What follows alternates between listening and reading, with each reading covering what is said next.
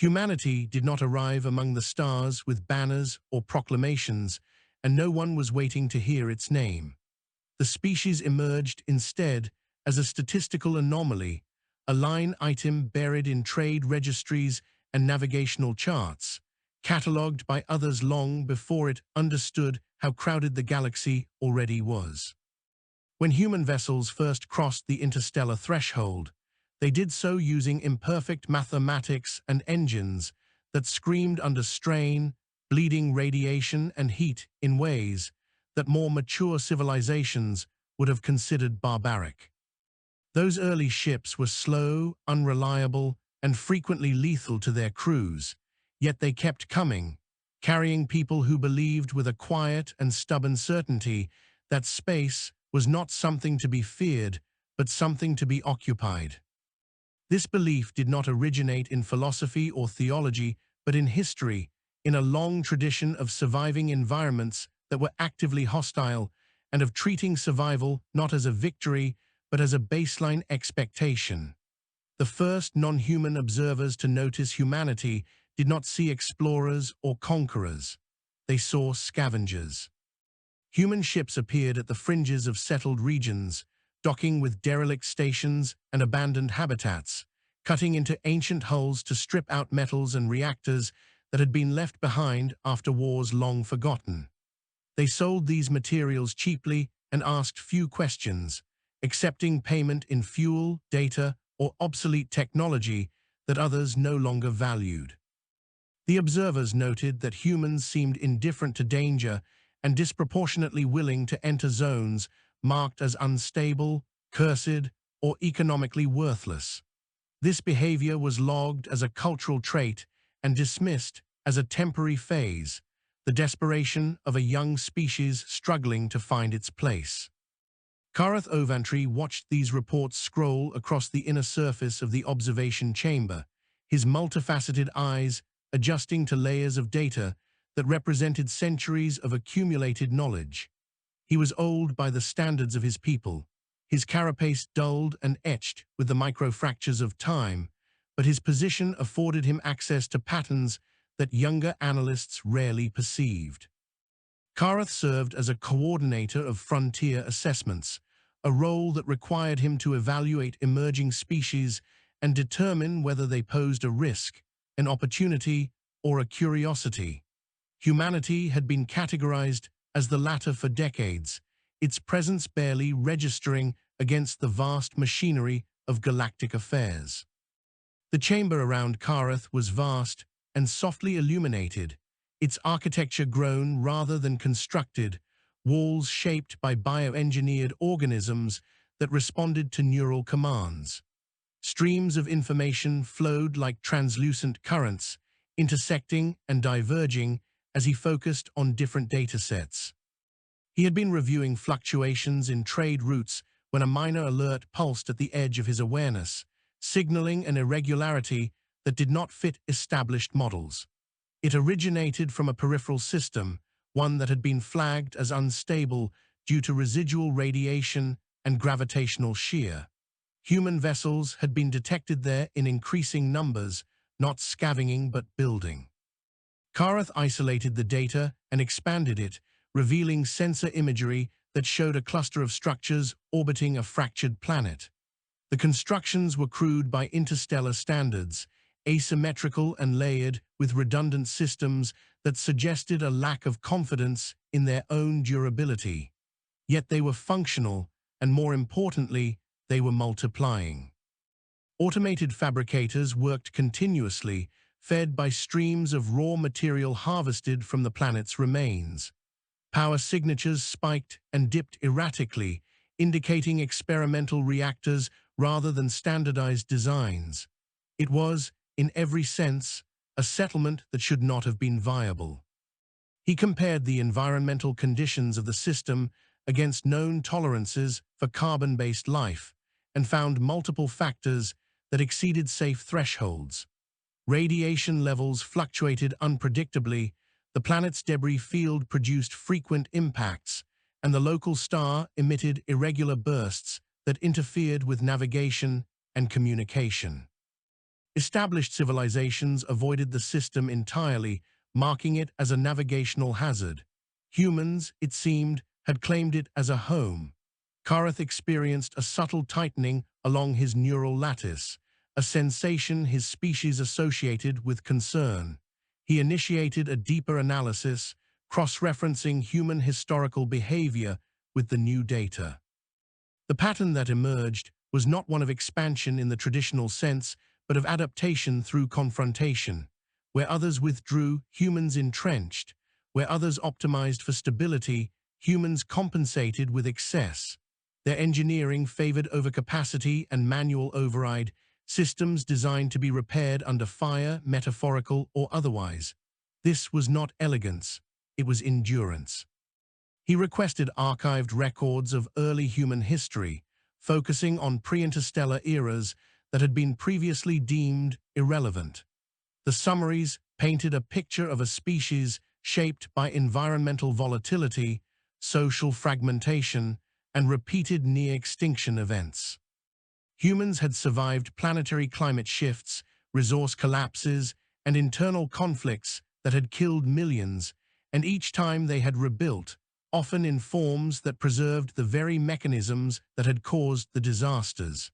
From an external perspective, this behavior bordered on irrationality. From a human perspective, it was continuity.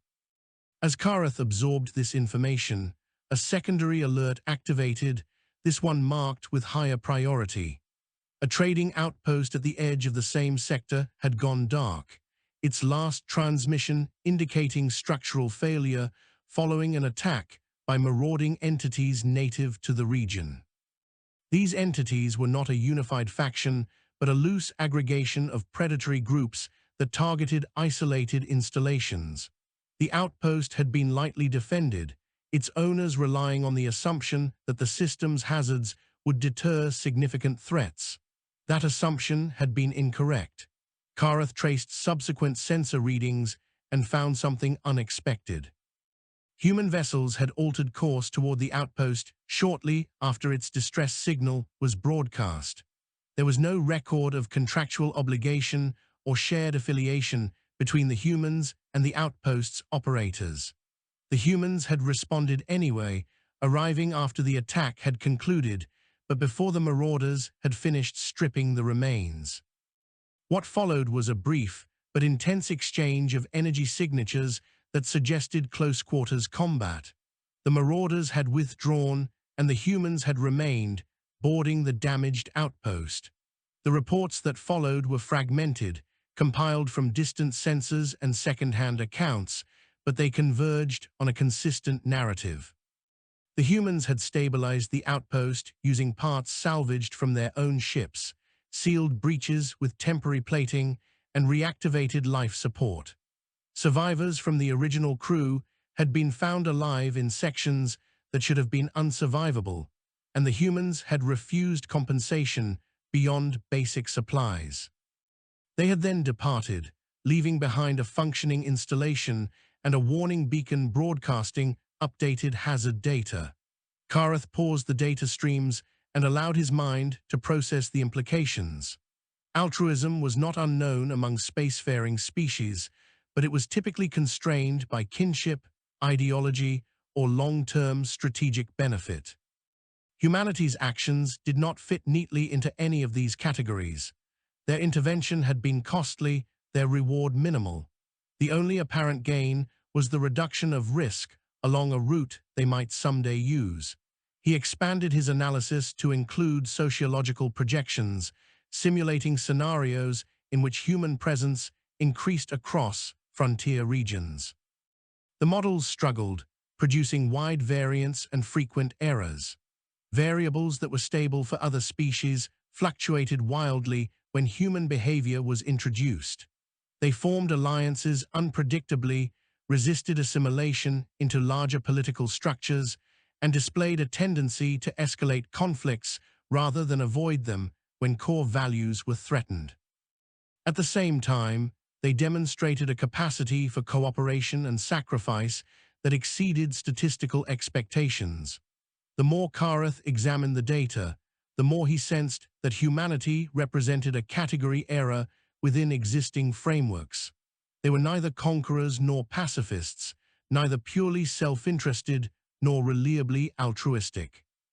Their defining characteristic was not aggression or curiosity, but persistence. They endured conditions that should have broken them, absorbed losses that would have crippled other societies, and continued forward with an almost defiant momentum. A new communication request appeared, originating from a diplomatic relay station near the human-built settlement. The message was addressed broadly, lacking the formal identifiers typically used in interspecies correspondence. It was an open invitation, transmitted on multiple frequencies, offering shared access to navigational data and requesting dialogue regarding regional safety. The phrasing was direct, almost blunt, and notably devoid of ceremonial language.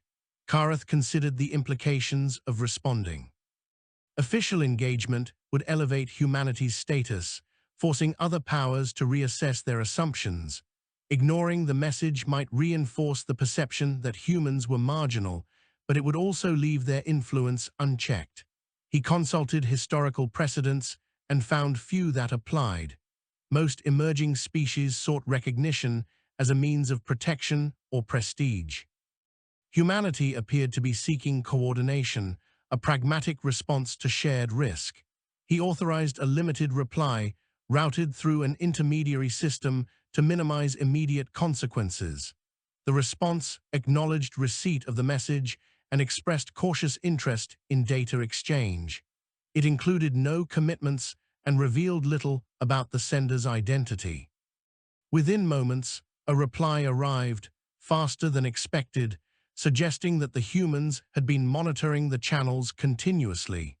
The human message was concise. It confirmed willingness to share data immediately and noted recent increases in hostile activity within the sector. It suggested that cooperative measures would reduce losses for all parties, and concluded with a statement that Kareth found unexpectedly revealing. The humans did not frame cooperation as an act of goodwill or obligation. They framed it as common sense. As the exchange continued, Kareth became increasingly aware of the subtle shift occurring within his own perspective. He had begun the analysis viewing humanity as an anomaly to be categorized and contained. He now found himself adjusting models to account for their presence as a stabilizing factor in unstable regions. This was not because they imposed order through control, but because they occupied spaces others abandoned, absorbing volatility rather than displacing it. He recalled an obscure axiom from his early training, one that was rarely invoked in modern assessments. It suggested that the most influential species were not those that dominated the center of civilization, but those that defined its edges. Humanity, with its settlements in fractured systems and its ships patched together from salvaged wreckage, was redefining the frontier not as a boundary to be feared, but as a proving ground. Kareth closed the data streams and gazed out through the chamber's transparent membrane at the starfield beyond. The galaxy appeared unchanged, a vast expanse of light and darkness indifferent to the concerns of any single species. Yet he knew that something subtle had shifted, a new variable introduced into equations that had seemed stable for millennia. Humanity had not announced itself with force or fanfare. It had simply endured, and in doing so, it had begun to matter. He recorded a personal addendum to the official report, a practice he rarely indulged in. In it, he noted that humanity should no longer be considered a marginal presence. He did not label them as a threat or an ally. Instead, he described them as a species whose continued survival would reshape the frontier through accumulation rather than conquest. He concluded with a recommendation for sustained observation and cautious engagement. As the chamber dimmed and Kareth prepared to enter a rest cycle, the human settlement continued to grow, its lights flickering against the debris-strewn sky of a broken world. The people there labored without ceremony, repairing hulls, calibrating reactors, and sharing data with strangers they might never meet. They did not know they were being watched, and they did not care. They were doing what they had always done, on their homeworld and beyond, carving out a future in places where none had been promised. The fractured system that humans had chosen to inhabit acquired a name only after it began to appear regularly in navigational briefings. Prior to that, it had been identified by a string of alphanumeric designations that conveyed nothing beyond location and hazard rating. Humans, predictably, ignored those conventions. They referred to it simply as breakfall, a name that carried no poetry and no reverence, only an acknowledgement of what it was, a place where things had gone wrong and continued to do so. The name spread outward as trade pilots and data couriers adopted it for convenience, and soon even official maps began to include it in parentheses, a small concession to the reality that human terminology had a way of persisting once introduced. Life in Breakfall was not easy, and no one pretended otherwise. The planet at the center of the system had once been terrestrial, its crust fractured by internal instability and external impact until it resembled a shattered shell held together by gravity and inertia. Vast slabs of land drifted in slow, unpredictable orbits, colliding occasionally with enough force to generate seismic waves that rippled through the debris field. Humans had anchored their habitats to the largest of these fragments, embedding structural pylons deep into the rock and reinforcing them with layers of composite plating. Each habitat was modular, designed to be sealed off and replaced if compromised, and none were considered permanent in any meaningful sense. Children were born there anyway.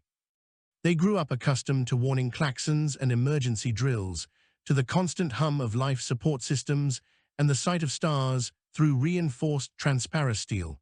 They learned early how to seal a breach, how to read radiation meters, how to navigate microgravity with practiced ease.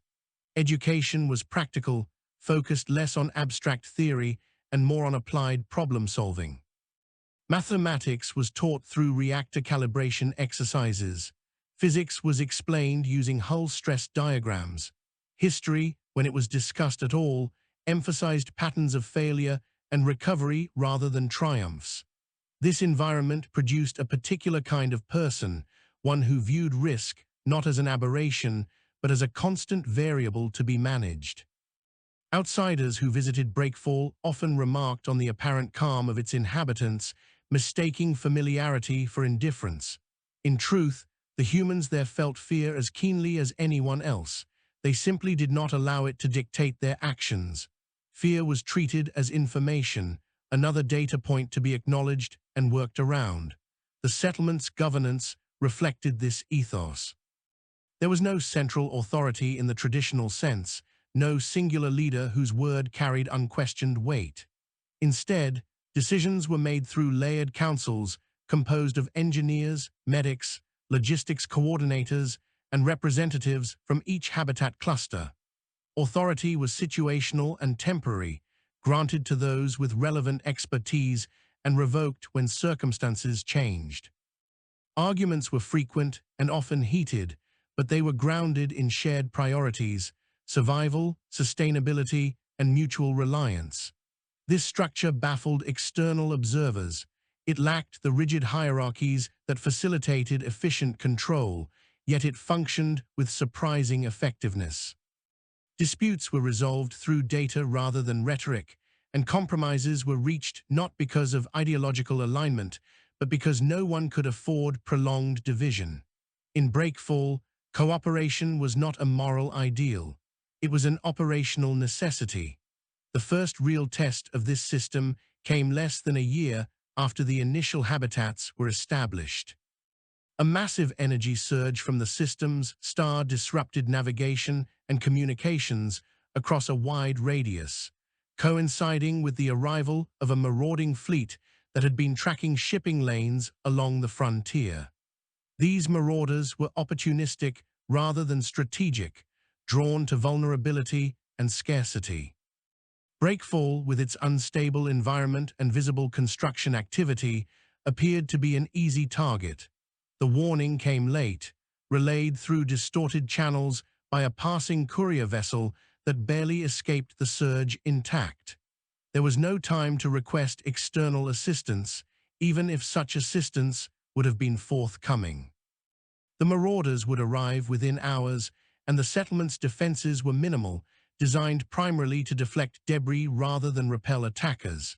The council convened immediately, its members assembling virtually from across the habitats. There was no panic, only a grim focus as data streams filled the shared space. Estimates were made, scenarios modeled, resources inventoried.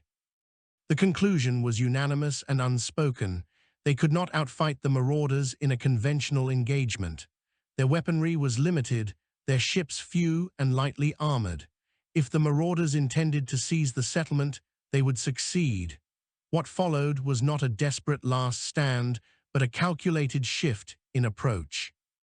The humans analyzed the environment itself as a weapon, mapping gravitational eddies and radiation pockets with a precision born of daily survival. They identified regions where sensor interference was extreme, where debris density made maneuvering hazardous even for experienced pilots. They began to reposition habitats, altering orbits and power signatures to create the illusion of abandonment. Automated systems were set to simulate catastrophic failures, broadcasting distress signals that would lure attackers into disadvantageous positions. When the marauder fleet arrived, it found not a thriving settlement, but a scattering of crippled installations drifting amid chaos. The marauders advanced cautiously, their formations loosening as they attempted to navigate the debris field. That was when the humans struck, not with overwhelming firepower, but with precision disruptions. They triggered controlled detonations that shifted debris trajectories, collapsing escape vectors and forcing the marauders into confined spaces. Small human vessels, modified for agility rather than combat, darted in and out of sensor shadows, targeting propulsion systems and communication arrays before vanishing again. The engagement lasted hours, a drawn-out contest of attrition and misdirection. The marauders, unprepared for resistance that exploited the environment so ruthlessly, began to lose cohesion.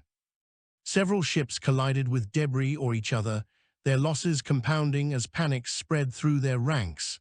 When they finally withdrew, it was not because they had been decisively defeated, but because the cost of continuing outweighed the potential gains. Breakfalls survived, battered but intact. News of the encounter spread quickly, carried by traders and data couriers who had observed fragments of the conflict from a distance. The narrative that emerged was inconsistent, colored by speculation and exaggeration, but the core fact was undeniable. A human settlement, isolated and under-equipped, had repelled a hostile force by turning its own hazardous environment into an asset. This was not unprecedented in galactic history, but it was rare, and it challenged assumptions about human capability. Karath Ovantry received the reports with a growing sense of unease. The data confirmed patterns he had begun to suspect, but it also revealed new dimensions of human behavior. They had not merely endured the attack. They had learned from it, refining their environmental models and updating shared databases to account for marauder tactics. Within days, they had transmitted this information openly, offering it to any who might traverse the region. There was no attempt to leverage the data for political or economic advantage. This openness puzzled Karath more than the victory itself. Information in interstellar affairs was currency, power, and leverage. Humanity treated it as infrastructure, something to be maintained and shared for collective benefit. This was not altruism in the abstract sense. It was an extension of their survival strategy. The safer the frontier became, the less pressure they faced alone. As a result, traffic through the region began to increase rather than decline. Independent traders, drawn by updated hazard maps and the promise of human assistance in emergencies, adjusted their routes to pass near breakfall. Some stopped to trade, exchanging raw materials and specialized components for repairs and data. Others stayed longer, drawn by the settlement's reputation as a place where help was given without excessive cost or obligation. Not all interactions were positive. Established powers viewed the growing hub with suspicion, concerned that human influence might destabilize existing trade networks or encourage unauthorized expansion into contested regions. Diplomatic envoys were dispatched, their communications formal and carefully worded. They sought to assess human intentions, to categorize them within familiar frameworks of alliance and rivalry. The humans responded politely, but without deference. They declined offers of protection that came with restrictive conditions, and they rejected demands to limit their activities to designated zones. Their replies emphasized autonomy and cooperation on equal terms, a stance that frustrated negotiators accustomed to asymmetrical power dynamics. Humanity, despite its relative weakness, refused to position itself as a subordinate. Karath observed these exchanges with increasing fascination. Humanity was not naive. They understood the risks of defiance, yet they chose it anyway when compliance threatened their operational independence. This was not recklessness, but a calculated assessment of long-term survival. They had learned, through painful experience on their homeworld, that reliance on distant authorities often came at the cost of local resilience.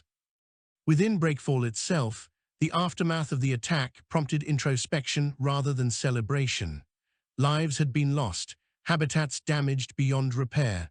Memorials were held, brief and unadorned, focusing on the continuation of work rather than mourning. Repairs began immediately, incorporating lessons learned and reinforcing weak points. The settlement grew more complex, its systems layered with contingencies upon contingencies. Children who had sheltered during the attack returned to their lessons, now augmented with first-hand accounts and data from the engagement. They studied not only what had gone right, but what had nearly failed, dissecting moments where luck had played too large a role. The goal was not to glorify conflict, but to minimize its unpredictability. Karath began to revise his projections again, adjusting variables to account for humanity's demonstrated adaptability under threat. The models still struggled, but new trends emerged. Human settlements, when left to their own devices, tended to stabilize volatile regions over time, not by imposing order, but by absorbing shocks and redistributing risk.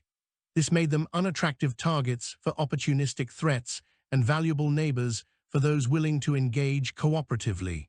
He shared these findings with select colleagues, encountering skepticism and resistance. Many dismissed humanity's successes as situational, arguing that their lack of scale and cohesion would limit their impact. Karath did not disagree entirely. Humanity was fragmented, its populations scattered, and its political structures inconsistent. Yet he sensed that this fragmentation was itself a source of strength, allowing localized adaptation without systemic collapse. As the months passed, Breakfall continued to evolve, its reputation solidifying. It became a waypoint not because it was safe, but because it was reliable in its response to danger. Travelers knew that if something went wrong nearby, humans would likely respond, not out of obligation, but because that was how they maintained their own security. This predictability, paradoxically, made them trustworthy. Karath watched the frontier shift subtly around this new node of human activity. Routes adjusted, threats recalculated, alliances reconsidered. No declarations were made, no borders redrawn, yet the balance changed nonetheless. Humanity had not sought influence, but it was acquiring it through consistent action. He found himself returning often to a particular line from one of the earliest human transmissions he had reviewed, a phrase buried in a technical exchange about reactor tolerances. It stated simply that systems should be designed not for optimal conditions, but for failure. At the time, Karath had dismissed it as an engineering quirk, a reflection of limited resources. Now he saw it as a broader philosophy, one that extended beyond machines to societies and strategies. Humanity expected things to go wrong, and so they prepared not to prevent failure entirely, but to survive it and continue. In a galaxy that prized stability and control, this mindset was unconventional and unsettling. Yet as Karath observed the frontier, he could not deny its effectiveness. Breakfall endured, and in doing so, it altered the assumptions of those who watched from afar. The humans there did not know they were being studied as a case that might redefine interstellar engagement. They were too busy repairing damage, educating their children, and updating maps for the next traveler who might need them. To them, this was not heroism or destiny. It was simply what made sense. The frontier rarely announced its turning points with spectacle. Change arrived incrementally, carried on altered traffic patterns, revised threat assessments, and the subtle reallocation of resources by those who believed they understood the shape of the future. Breakfall's emergence as a stabilizing node did not trigger alarms in the halls of major powers, but it did prompt quiet adjustments. Patrol routes were redrawn to avoid overlapping with human activity. Trade guilds updated risk models to account for the unexpected reduction in losses near the fractured system. Intelligence agencies began to allocate analysts specifically to tracking human movement, not because of overt hostility, but because unpredictability itself was a strategic concern. For humanity, these shifts were largely invisible. The people of Breakfall did not measure their success in influence metrics or diplomatic recognition. They measured it in reactor uptime, casualty rates, and how many ships passed through their region without incident. The settlement expanded cautiously, adding habitats only when resources and redundancy allowed. Every new structure was designed to fail gracefully, capable of being isolated without cascading damage. This obsession with compartmentalization extended beyond engineering into social organization. No single habitat held all critical functions. Knowledge, authority, and infrastructure were deliberately distributed, ensuring that no single point of failure could cripple the whole. This philosophy was tested when an event occurred that no model, human or otherwise, had predicted with sufficient accuracy. It began with a distortion ripple detected at the edge of the system, a gravitational anomaly that did not correspond to known natural phenomena. Sensors registered it as a transient fluctuation, easily dismissed amid the system's constant instability. It was only when the ripple intensified, tearing through established gravitational currents, that its significance became apparent. The anomaly was artificial. It manifested as a region of compressed spacetime, its boundaries irregular and shifting, interfering with propulsion and communication in ways that defied standard countermeasures. Vessels that strayed too close experienced sudden power failures, their systems overwhelmed by feedback loops that no known shielding could fully mitigate.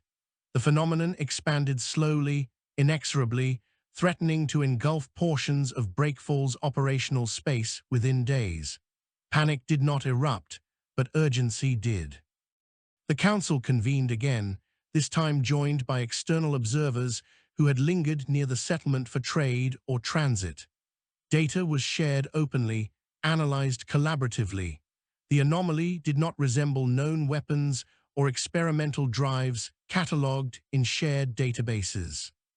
Its energy signature suggested an origin tied to high-density manipulation of fundamental forces, far beyond the technological baseline of humanity or most neighboring species.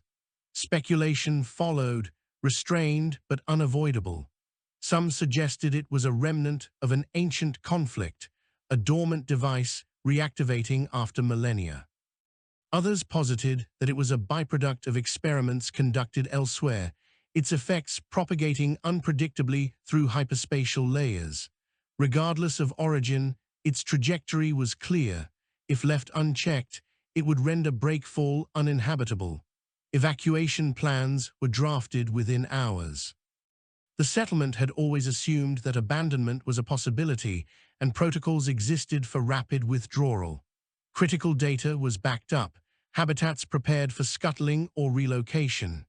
Yet as these plans took shape, a parallel effort emerged, driven by a different instinct. Humans began exploring whether the anomaly could be understood, influenced, or even repurposed.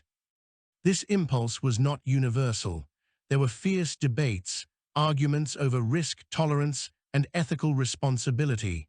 Interfering with an unknown phenomenon carried the potential to exacerbate its effects, endangering not only breakfall but surrounding systems. Yet the counterargument was equally forceful. If the anomaly was left alone, it would continue to expand, posing a long-term threat to anyone who traversed the region. Understanding it, even partially, could yield data that might prevent future disasters elsewhere. The decision, when it came, was characteristically pragmatic. Evacuation preparations would continue, but a limited team would investigate the anomaly directly. This team would operate under strict constraints, with clear thresholds for withdrawal. The goal was not heroics, but information. The vessel selected for the task was unremarkable by design, a modular ship assembled from components that could be easily replaced or abandoned. Its systems were deliberately simplified, minimizing reliance on automated processes that might be compromised by the anomaly's interference. The crew was small, chosen not for rank, but for complementary expertise: gravitational physics, systems engineering, applied mathematics, and emergency medicine. None were ordered to go, all volunteered. As the vessel approached the anomaly's boundary, its instruments began to behave erratically. Data streams fluctuated, requiring constant manual correction.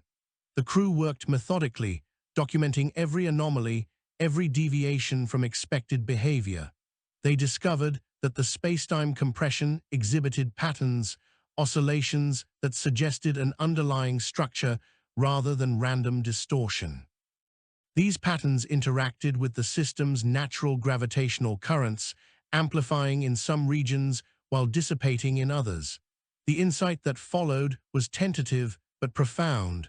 The anomaly was not simply expanding, it was seeking equilibrium. This interpretation reframed the problem entirely. If the phenomenon was attempting to stabilize itself within the surrounding spacetime, then its destructive effects were a byproduct of imbalance rather than intent. The question became whether that process could be guided, nudged toward a configuration that minimized harm. Attempts to communicate with the anomaly in any meaningful sense were dismissed as anthropomorphism. Instead, the team focused on influencing boundary conditions, introducing controlled disturbances to observe the response. They deployed calibrated mass objects, energy pulses tuned to specific frequencies, and carefully modulated gravitational fields generated by the ship's drive. Each action was small, reversible, designed to test hypotheses rather than force outcomes. Progress was slow and setbacks were frequent. At one point, a feedback surge nearly crippled the vessel, forcing an emergency retreat. Repairs were made in situ, the crew working under constant threat as the anomaly's influence pressed against their hull. Through it all, data continued to flow back to Breakfall, analyzed in real time by a growing network of collaborators. External observers watched with a mixture of awe and alarm. No authority had sanctioned this investigation. No coalition had endorsed it. Humanity was, once again, acting independently, confronting a threat that others might have chosen to avoid entirely. Some powers quietly repositioned assets, preparing for worst-case scenarios. Others began their own studies, piggybacking on the human data streams without contributing directly. Karath Ovantry followed the unfolding situation with intense focus. The anomaly represented a variable that could not be easily contained within existing strategic models. Humanity's response, however, was becoming familiar. They were not seeking to dominate the phenomenon or exploit it for advantage. They were attempting to coexist with it, to reduce its harm through understanding and adaptation. As days passed, a breakthrough emerged. By adjusting the distribution of mass around the anomaly's periphery, the team was able to influence its oscillation patterns, dampening the most destructive fluctuations. The effect was modest, but measurable. The anomaly's expansion slowed, its boundary becoming more defined. It was not eliminated, but it was stabilized enough to buy time. This success did not prompt celebration. It prompted escalation in the form of careful scaling. Additional mass distributions were planned, requiring coordination across the settlement. Habitats adjusted their orbits, ships repositioned, all contributing incrementally to a larger intervention. The effort was decentralized, each component acting autonomously within shared parameters. The cost was significant. Resources were diverted, expansion plans delayed. The risk of failure remained high, and evacuation remained a possibility. Yet the humans persisted, driven by the conviction that withdrawal without understanding would merely defer the problem. Eventually, the anomaly reached a new equilibrium. It did not vanish, but it ceased its aggressive expansion, settling into a stable configuration that posed manageable risks. Navigation through the region remained hazardous, but predictable. Breakfall survived, altered but intact. The wider implications rippled outward. Humanity had, through distributed effort and refusal to cede the frontier, neutralized a threat that could have destabilized an entire sector. They had done so without claiming ownership of the solution, sharing their findings openly with anyone who cared to learn. Kareth recorded another addendum, longer and more personal than the last. He noted that humanity's defining trait was not merely endurance, but a willingness to engage with uncertainty directly, to treat the unknown not as a boundary, but as a problem to be worked. This approach carried risks, sometimes catastrophic ones, but it also generated solutions that no centralized authority would have attempted. As the anomaly settled into its new state, traffic resumed, cautiously at first, then with growing confidence. Breakfall's role as a frontier node was reinforced, its reputation evolving from resilient to indispensable. Humanity had not sought this outcome. It had emerged from countless small decisions, each grounded in the same unspoken assumption that survival was an active process, requiring engagement rather than avoidance. The frontier adjusted once more, its shape subtly reshaped by those who endured where others would not. Recognition, when it came, did not arrive as a ceremony or proclamation. It manifested instead as constraint. The more breakfalls stabilized its surrounding region, the more other powers began to account for it in their strategic planning, and accounting inevitably led to limitation. Trade compacts quietly revised their clauses to exclude human-operated routes. Patrol fleets adjusted their presence, not to protect breakfall, but to monitor it. Data sharing agreements that had once flowed freely began to acquire conditions and delays. Humanity had crossed an invisible threshold, from tolerated anomaly to factor of consequence. This shift was not driven by fear alone. It was driven by discomfort. The humans of breakfall did not behave according to expectations shaped by millennia of interstellar politics. They did not consolidate power when opportunities arose. They did not leverage their growing importance into formal authority. They did not demand tribute or exclusive access. Their influence was diffuse, emergent, and therefore difficult to negotiate with or counterbalance. For established powers accustomed to hierarchical engagement, this was profoundly destabilizing. The first overt attempt to impose structure came in the form of a regulatory mandate issued by a coalition of nearby systems. Framed as a safety initiative, it declared that all settlements within designated frontier zones must register their defensive capabilities, limit environmental manipulation, and submit to periodic inspection. The stated goal was to prevent unauthorized interference with spacetime phenomena, a clear reference to the stabilized anomaly near breakfall. Compliance would grant access to shared infrastructure and protection agreements. Non-compliance would result in exclusion. The Council debated the mandate at length. The language was precise, its implications less so. Registration of capabilities would require disclosure of vulnerabilities. Limits on environmental manipulation would constrain the very strategies that allowed breakfall to survive. Inspections, conducted by external authorities, would introduce dependencies that could not be easily reversed. The mandate offered safety through oversight, but at the cost of autonomy. Some argued for partial compliance, a tactical concession to buy time and goodwill. Others warned that any concession would set a precedent, inviting further encroachment. The debate was not ideological, it was operational. Could breakfall continue to function as it did under the proposed constraints? The answer, after exhaustive analysis, was no. The response, when sent, was measured and unadorned. Breakfall acknowledged the coalition's concerns and declined participation, citing unique environmental conditions and existing safety protocols.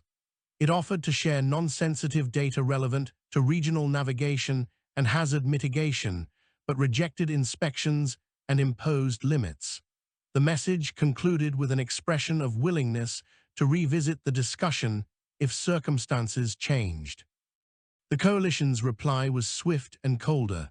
Access to certain trade routes was restricted. Cooperative patrol coverage was withdrawn. The message did not threaten force, but it did not need to. The intent was clear: isolation as pressure. The effects were immediate but not catastrophic. Breakfall had anticipated partial isolation and had diversified its supply lines accordingly. Independent traders continued to pass through, albeit with increased caution. Some avoided the region entirely, unwilling to risk entanglement with larger powers. Others, drawn by the very fact of exclusion, increased their presence, seeing opportunity where centralized control receded.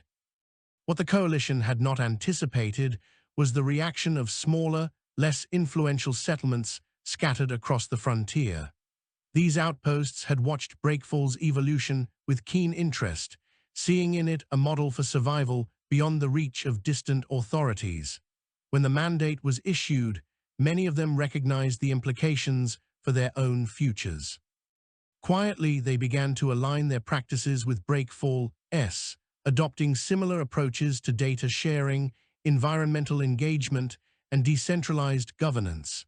Connections formed not through treaties, but through shared protocols. Hazard data flowed laterally, bypassing official channels. Rescue responses were coordinated informally, ships rerouting to assist strangers without waiting for authorization. A loose network emerged, bound not by allegiance, but by mutual recognition of competence and intent. Humanity was at its center, not by design, but by example. Kareth Ovantry observed this development with growing concern and admiration. The coalition's mandate had been intended to contain human influence. Instead, it had highlighted the appeal of that influence to those who felt marginalized by existing power structures. Humanity was not leading a rebellion. It was offering an alternative way of existing on the frontier, one that prioritized resilience over compliance. This alternative was tested when a crisis erupted far beyond breakfall's immediate vicinity. A major transit corridor suffered a cascade failure after a critical relay station was destroyed by an internal explosion. Thousands of vessels were stranded, their navigation systems compromised, life support dwindling. The coalition mobilized its resources, but bureaucratic delays and jurisdictional disputes slowed the response. Each system prioritized its own assets, leaving independent ships waiting. The informal network responded faster. Data relays lit up with shared coordinates and status updates. Breakfall rerouted power from non-essential operations to boost long-range communication, acting as a temporary hub. Human crews coordinated rescue efforts with non-human pilots, ignoring questions of authority in favor of immediacy. They dispatched ships not because they were ordered to, but because they were able. The operation was messy and inefficient by formal standards.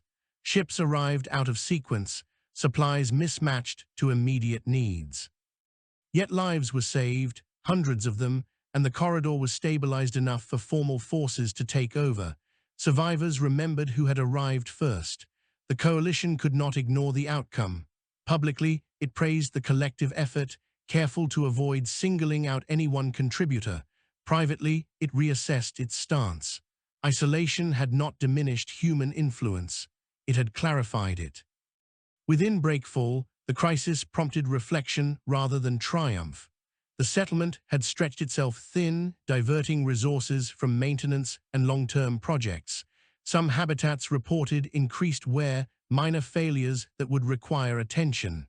The Council reviewed the response, identifying inefficiencies and near misses. Adjustments were made, protocols refined. The goal was not to be heroes, it was to be ready next time. Children followed these discussions closely. They had grown up hearing about survival as an abstract principle. Now they saw it enacted on a larger scale, not just for themselves, but for others. Their education expanded to include coordination beyond the settlement, lessons in translating between different technological standards and cultural assumptions. The frontier was no longer something they inherited passively. It was something they participated in shaping. Karath noted another subtle shift.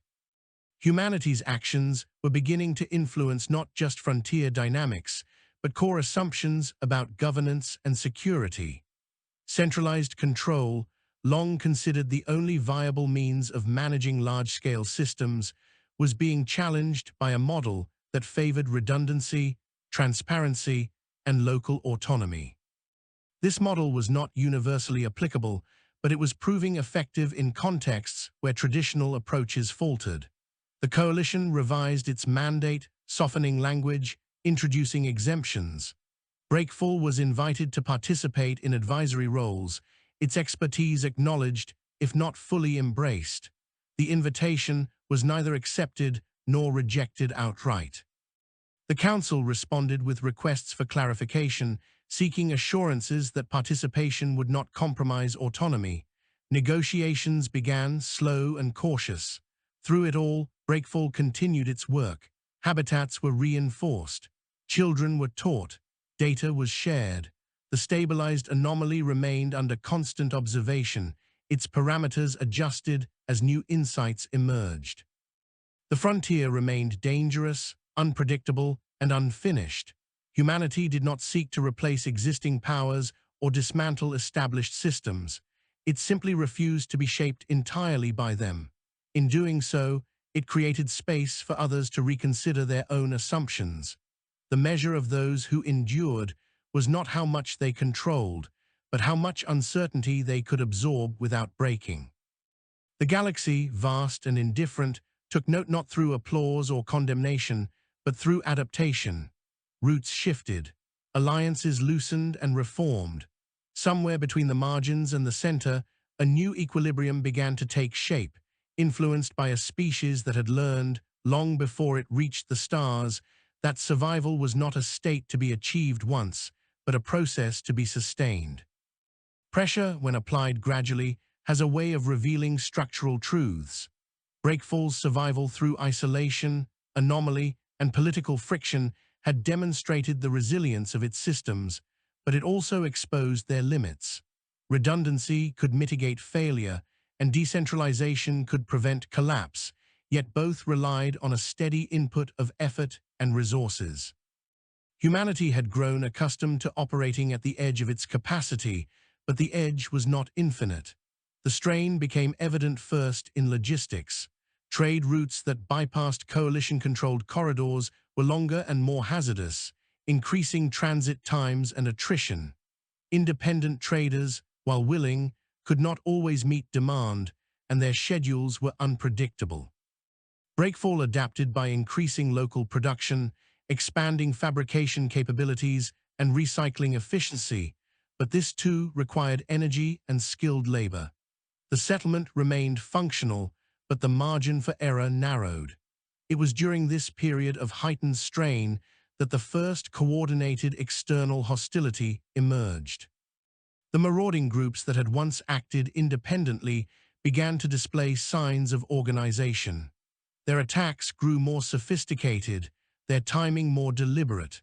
They avoided heavily trafficked routes, striking instead at peripheral outposts that were loosely connected to the informal network centered on breakfall.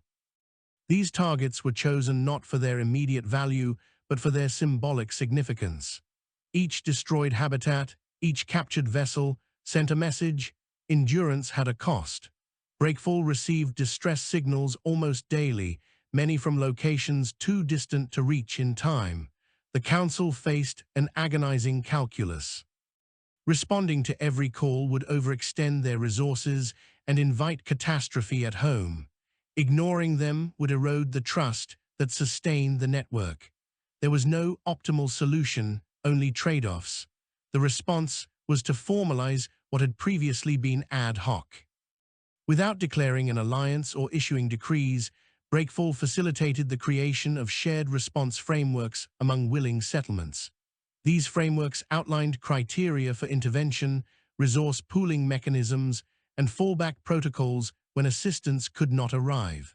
They were pragmatic documents, stripped of rhetoric, focused on action rather than identity. Not all settlements adopted them. Some preferred to remain isolated, wary of entanglement. Others lacked the capacity to contribute meaningfully. The network did not coerce participation. It could not afford to. Instead, it offered tools and data, trusting that utility would drive adoption where ideology could not. The marauders adapted as well. They began targeting infrastructure rather than populations, focusing on communication relays and fabrication hubs. Their intent was clear: disrupt coordination, fragment the network, force each settlement back into isolation. In several cases, they succeeded. Entire nodes went dark, their fates unknown. For the first time since its founding, Breakfall faced the prospect that endurance alone might not be enough. The Council's debates grew more intense, touching on questions that had long been deferred. Was it time to consolidate defenses more overtly, to develop weapons systems beyond deterrence, to accept external oversight in exchange for security guarantees? These questions were not abstract. They were grounded in the lives of people who had chosen to live on the frontier precisely to avoid such compromises.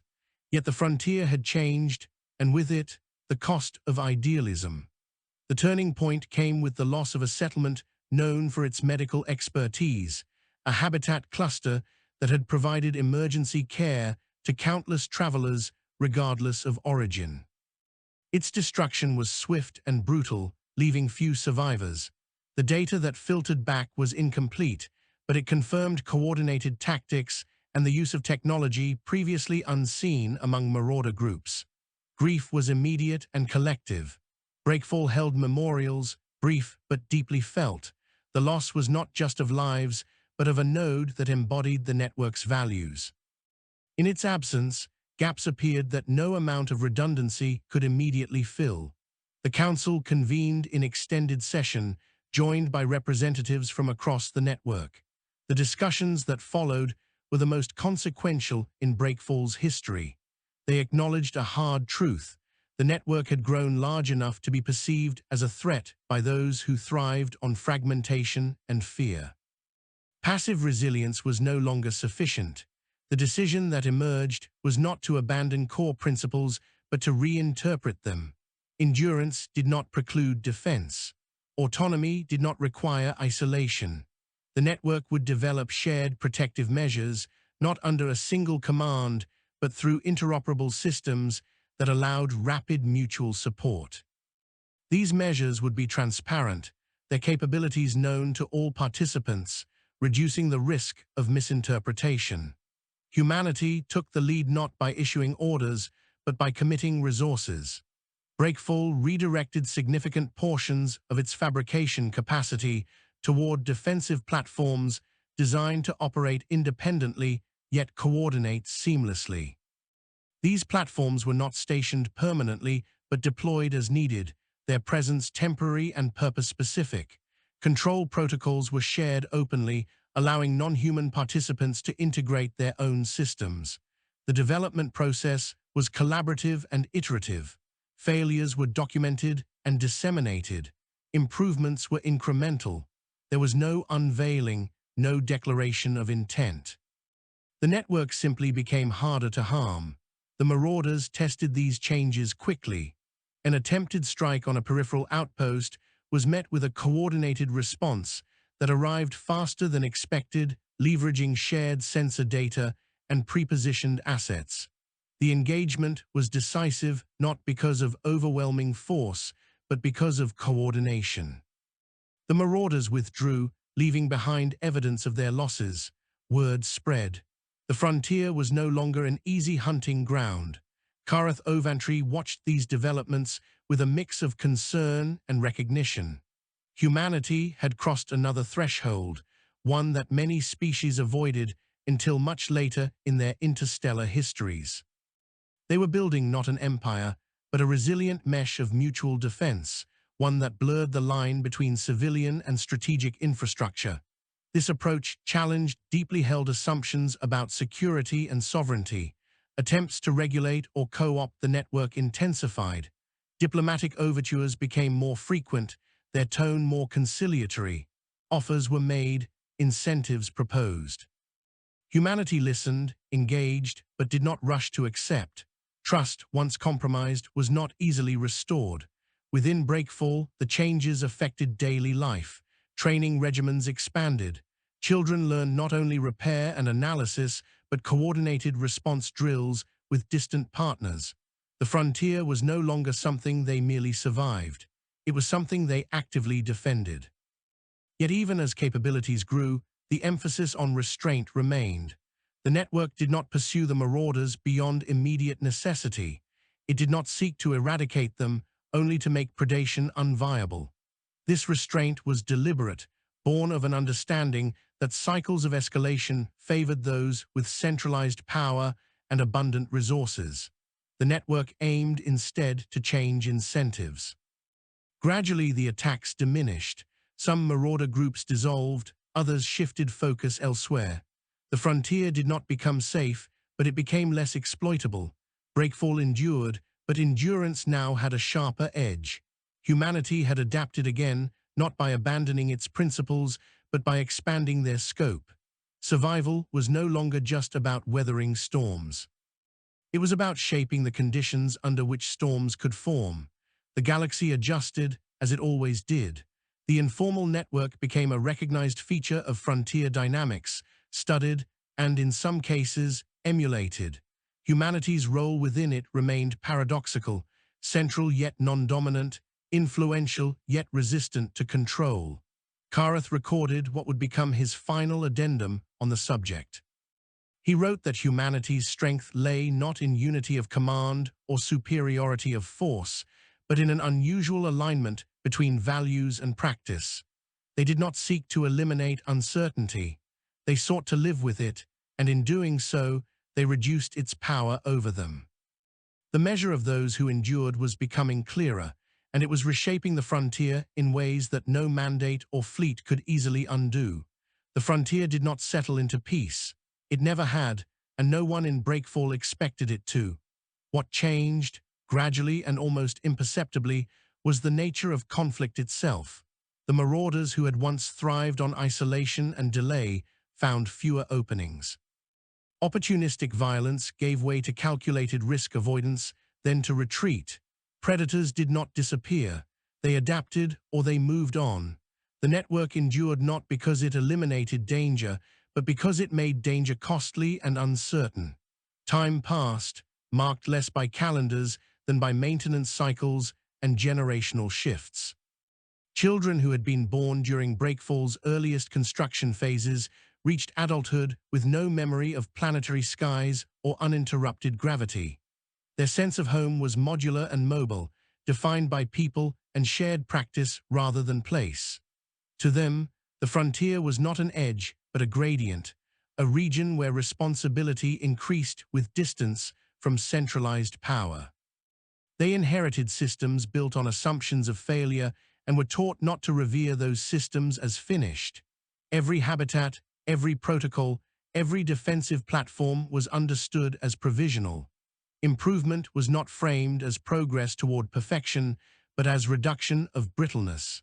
This mindset permeated everything, from engineering to social norms. Mistakes were not stigmatized if they were documented and shared. Secrecy was treated as a liability unless it protected lives directly. As this generation took on more responsibility, Breakfall itself changed. The original council structure evolved, not through reform, but through accretion. New layers formed around specialized coordination roles that spanned multiple settlements. These roles carried influence but little permanence. Authority flowed to where competence was demonstrated and receded when circumstances changed. Outsiders continued to struggle with this fluidity, searching for leaders to negotiate with, leverage points to influence. They found none that endured long enough to exploit. The stabilized anomaly remained a constant presence, its parameters slowly drifting despite continuous adjustment. It served as a reminder that not all problems could be solved definitively. Humanity did not attempt to dismantle it. They studied it, maintained buffers around it, and integrated its risks into navigational planning. Over time, it became another feature of the frontier, dangerous but understood, like radiation belts or stellar flares. Karath Ovantry aged. His carapace grew more brittle, his processing cycles slower, yet he remained in his position longer than expected, partly because no one else had followed humanity's trajectory with comparable depth. His early reports, once considered speculative, were now cited in strategic briefings and academic analyses. Humanity was no longer described as a marginal species. It was categorized as a stabilizing influence with disruptive potential, a phrase that pleased no one and satisfied no model. Karath watched as major powers adjusted their doctrines. Frontier engagement strategies shifted away from rigid enforcement toward layered cooperation. Some adopted decentralized response frameworks inspired by the informal network, though they struggled to replicate its cultural underpinnings. Others attempted to co-opt it, offering formal recognition in exchange for alignment. These efforts met with limited success. Humanity engaged where interests overlapped and disengaged where they did not, without hostility but without apology. There were moments when this balance nearly failed. One such moment came when a high-mass transit experiment conducted by a core world consortium went catastrophically wrong, generating a cascading distortion that threatened multiple inhabited systems. The scale of the event dwarfed anything Breakfall had previously confronted. Evacuation alone would have required resources beyond what the informal network could supply. Panic spread through official channels as simulations projected losses in the billions. The request for assistance arrived without ceremony, stripped of pretense. The consortium did not issue orders or demands. It asked for help. Breakfall responded not with assurances, but with questions. Data was requested, assumptions challenged, projections scrutinized. Human analysts identified flaws in the consortium's models, areas where cascading effects had been underestimated. They proposed interventions that required sacrificing infrastructure to redirect energy flows, a notion that horrified stakeholders accustomed to preserving assets at all costs. The debate was intense and compressed by time. In the end, a compromise was reached, driven less by consensus than by necessity. Humanity committed resources and expertise, coordinating with non-human specialists across the network. The response was unprecedented in scale, a distributed effort that spanned light years, each node acting within shared parameters. The intervention succeeded barely. Losses were severe, but far less than projected. Entire installations were written off, deliberately destabilized to prevent wider collapse. When it was over, no one claimed victory. There were too many dead, too much destruction, yet the galaxy remained intact. In the aftermath, something shifted that no treaty could codify. Humanity was no longer merely tolerated or cautiously engaged. It was consulted. Not because it held power in the conventional sense, but because it had demonstrated a willingness to make decisions others avoided and to bear the cost of those decisions openly. Breakfall did not become a capital or a symbol. It remained what it had always been, a working settlement in a hostile system, patched and reinforced, never finished. Visitors continued to find it underwhelming, its structures utilitarian, its people direct to the point of bluntness. There were no monuments to past crises, no grand halls commemorating endurance. Memory was kept in data archives and training simulations, not in stone. Kareth made his final journey to Breakfall late in his life, traveling in a diplomatic capacity that was more ceremonial than functional. He was received without fanfare, guided through habitats that bore the marks of countless repairs. He spoke with engineers, medics, coordinators, many of whom did not know his name or his role. They spoke freely, critically, unguarded by concern for status. What struck him most was not their confidence or competence, but their lack of finality.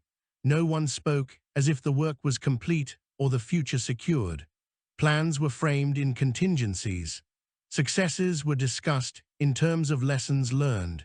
Even the network itself was described as something that might one day need to dissolve or transform if conditions changed.